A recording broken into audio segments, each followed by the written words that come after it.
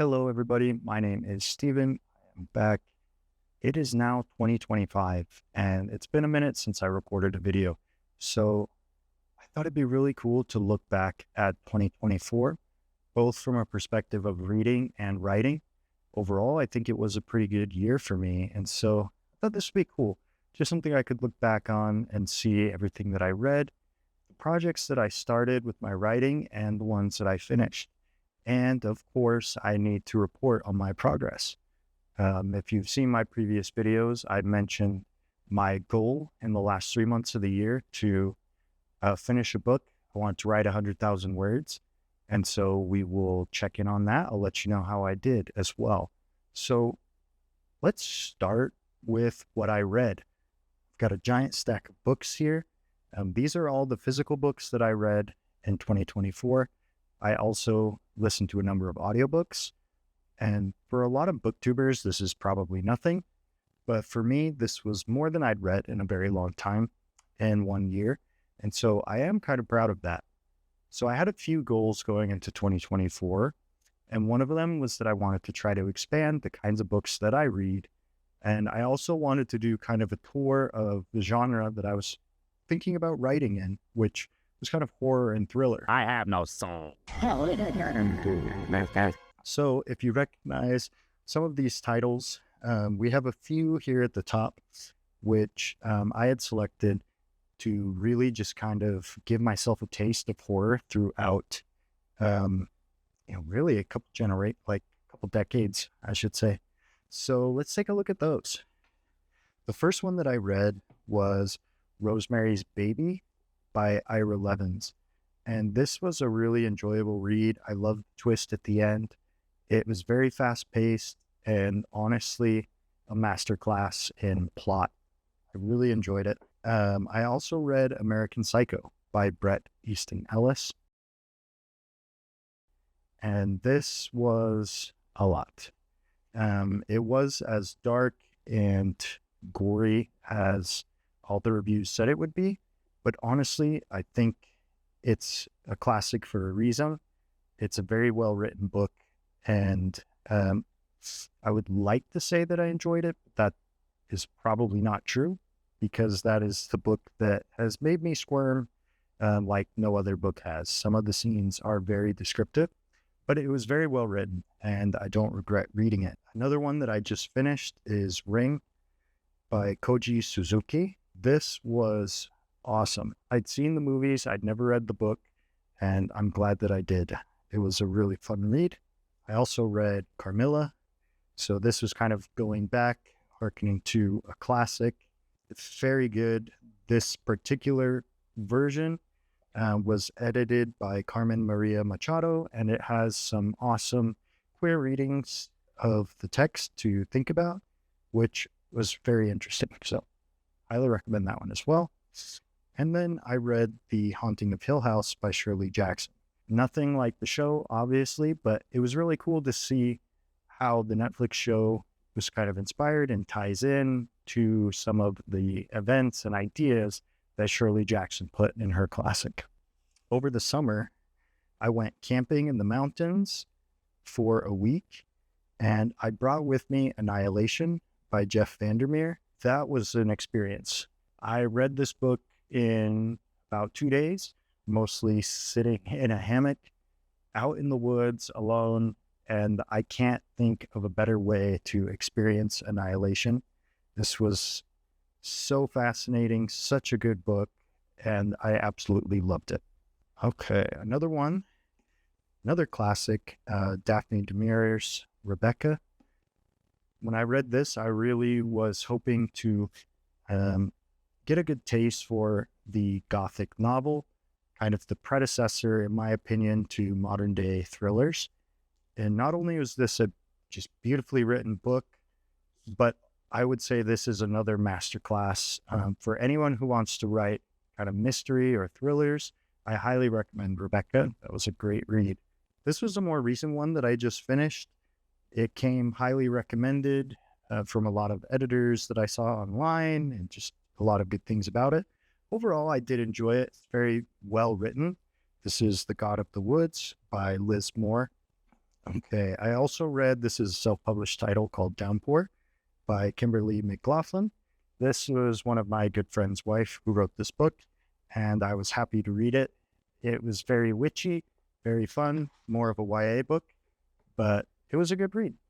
Okay, another book that I read in 2024 was Christopher Isherwood's Goodbye to Berlin. I really enjoyed this book. I love The Great Gatsby, and it kind of was like, just put me back into that 1920s aesthetic. I believe this takes place around then. Well, this is 1930s, so it's a little bit after, but it still gave me a sense of that extravagance, the money, and depravity of wealth. It was very interesting. I'm super into that kind of stuff, so I had a lot of fun with it. Also in 2024, I read the first of Matt Dinniman's Dungeon Crawler Carl. I had a lot of fun with this book. I see why it's very popular. To me, it's basically R-rated Percy Jackson. And as somebody who grew up reading Percy Jackson, I enjoyed it. It was fun. Sometimes you just need a little brain candy, which leads into my last purchase and read of 2024, which was the complete Gwenpool comic book series. I absolutely loved this.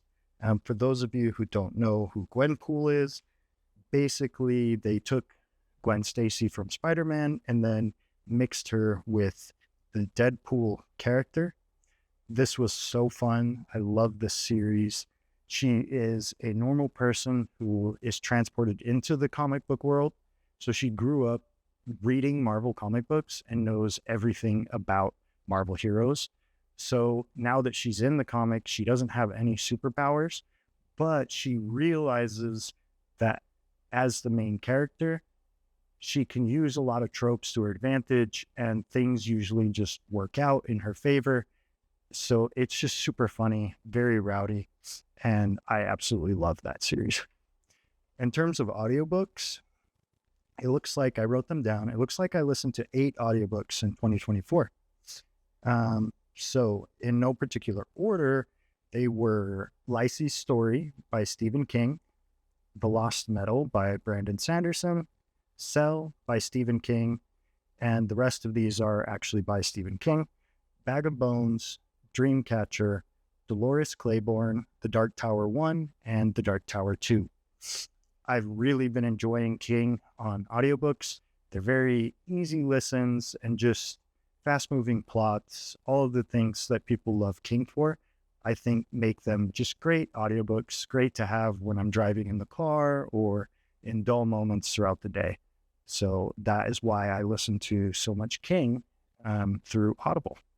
So now I want to shift gears a little bit and talk about everything that I wrote in 2024. After I released my second self-published novel, The Questing Beast, in the YA fantasy series Hayden and the Knights, I kind of took a break.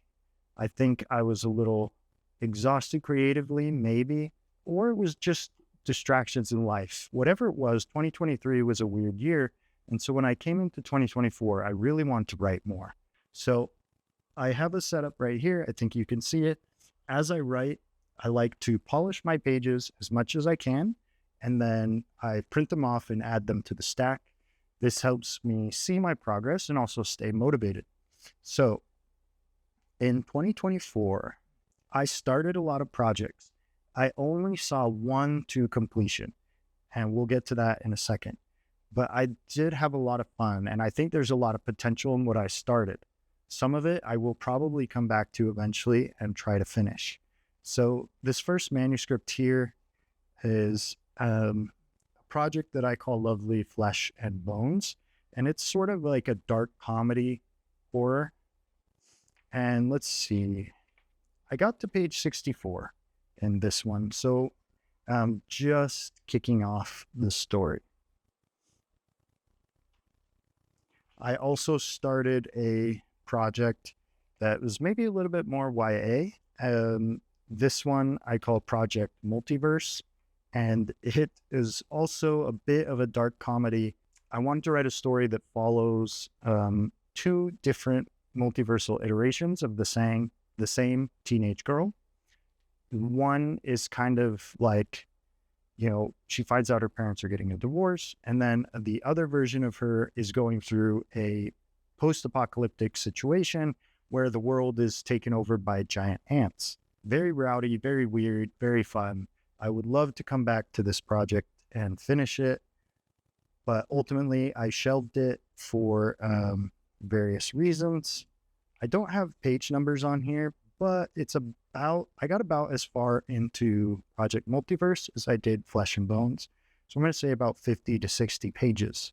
Another project that I started, but I shelved ultimately, I wrote the first chapter of book 3 in my YA series, Hayden and the Knights, The Chimera Blade. I do really intend to finish the series. I have a lot of things planned for it, spanned over 5 books. But for now, creatively, I felt it was more important for me to pursue other projects. And at least for now, I'm just going to let books 1 and 2 live because they're the only books that I am selling at this moment. All right. And the last project that I started, I did not get very far into. This is a novel currently that I think of in my head as Sunday Soldiers, and I only wrote about 10 pages. I think there's a lot of potential with this story, but ultimately it was shelved for other projects that I just felt more excited about. And that brings us to the project that I finished, which I have right here. So this is the novel that I started writing about mid-September. When I set the goal, I had only written a few pages. And I said, you know what? I've started a lot of projects, but I have not finished anything in 2024. And so I was determined to actually finish a manuscript. I chose this one because I was just really engaged in the idea for it. And I felt the best about this one. I think it has a strong hook, and that made me excited about where the story could go. So back in September, I think I had watched another AuthorTube video talking about setting goals. And I was like, you know what? I'm going to do it. Like by the end of the year, my goal is going to be 100,000 words. That's what I wanted to shoot for this novel. And so I just dove into it. 3 to 5 pages a day. Yeah, there was some hiccups here and there when I missed days, but ultimately those 3 months flew by. I look back and I don't even know what happened. I'll be honest, I was probably not the most sociable person with friends or family. I spent countless hours right here at this desk in front of the computer. I write for a living as a marketing copywriter. So if I was not at work working on those projects, I was sitting here also writing this novel. And it would be interesting to look at the word counts. I did write down a lot. Honestly, let me pull out a note right here. I'm just kind of curious. I didn't plan on talking about this, but this might be kind of interesting. So, okay, on October 31st, I started keeping track. I had written 46,865 words. So on the 18th, I was at 60,678 words. So that means in those 18 days, I averaged about 987 words per day. So looking at that, I was like, okay, this is good. I'm making progress, but I'm not on target to finish the book by the end of the year. I kind of put my hand to the fire and I felt the pressure, especially as we reached December and approaching the 30th. There was just this constant deadline looming over me. I wasn't done with the book and I really, needed to get in gear. So that's when I really started looking at word counts and setting goals. I also started using these hourglasses. So this one is a 30-minute and this is a 5-minute. I tried doing some stuff online, but it just was too distracting for me. And, like the alarm would go off at the end of the time. And sometimes it would just like really throw me off. So I was like, you know what? These hourglasses are cheap. I love the aesthetic on my desk. And the thing that I like about them is if I turn this one over, it'll be 30 minutes when all of the sand is up, but it's not going to make any noise. It's not going to yell at me and say, hey, your 30 minutes are up, time to take a break. So if I'm really in the moment writing and I'm just having like a good time, then I will happily go over the 30 minutes. And then when I notice that it's up, probably at a moment where I'm just naturally ready for a break, maybe that's 40 minutes later, sometimes closer to the actual 30, then I can use the smaller one to actually give myself a time break, which is so important and has been very helpful. So I would do these maybe 5, sometimes 6 times a day, just these kind of natural sprints where I would turn the hourglass, work until I realized that the time was up. And I was so productive when I started doing that.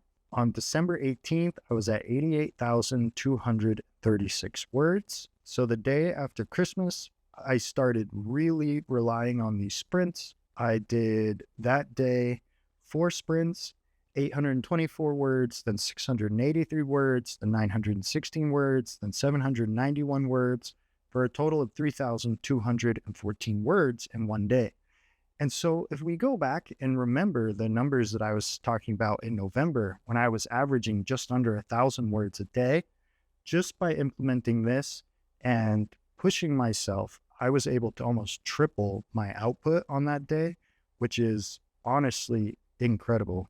Yeah, that looks pretty typical. So I'm doing about 2,000 to 3,000 words a day on average. One exception to that, and that would be the 29th. So the day before the novel was due, I did a really big push because I had decided there were some changes that needed to happen at the ending, or at least that I wanted to make. And so that meant I had a lot of writing to do if I was going to finish that revision so that it could be included. I started the day at 112,922 words. And this is a great example of me not holding myself to the 30 minutes.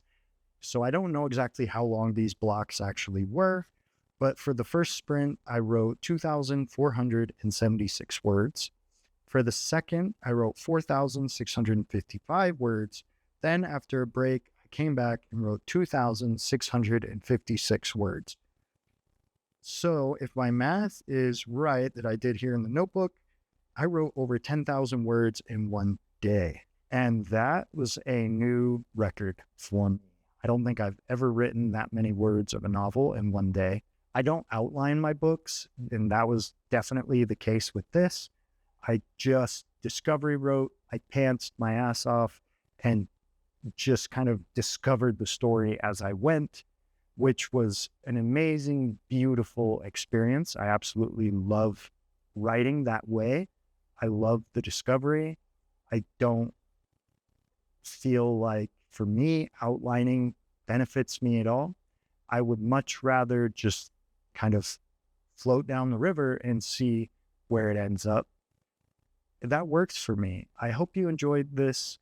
I hope it inspires you in 2025 to do something new, whether it's setting goals for the books that you read or the books that you write. You can do it. Don't give up and trust in the process. Thank you so much for watching. My name is Steven, and this has been my look back at 2024. If you like this, I would love if you liked and subscribe to the channel to stay caught up with all things about my writing, my reading, and my creative process. Thanks again. Take care. See ya.